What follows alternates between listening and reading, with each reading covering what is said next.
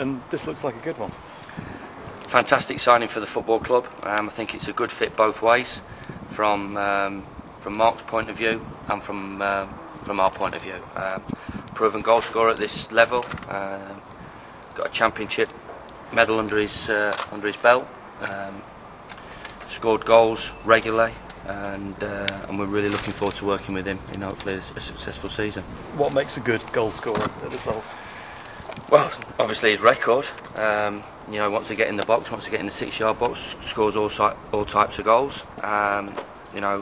We don't just want somebody who can score. We need somebody as well that that competes, links the play up, and gives us a focal point to start attacks. And Marc certainly does that. As I said, I've seen a lot of him, whether we've played against him or I've watched him.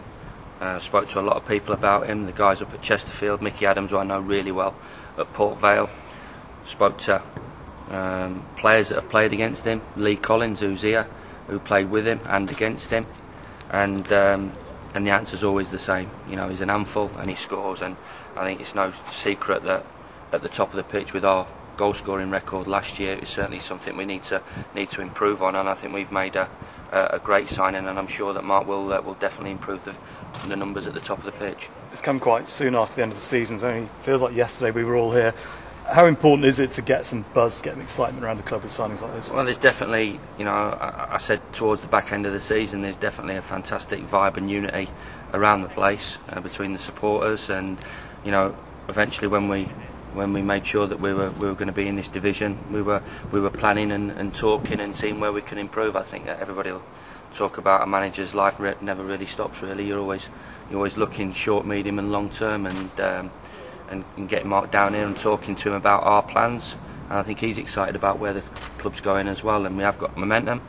It's going to be a tough summer. We're going to be working very hard, but we're hopeful with the signings that we can attract the end of season finish, and hopefully we can sign last year as a one-off and move forward and be at the top around the top of the league in the next season. Is that what the idea of coming back to Northampton, Tim? Do you think the prospect of being a promotion team next season? Well, I'm sure. I don't think he'll want to come in a team that struggles. We have to.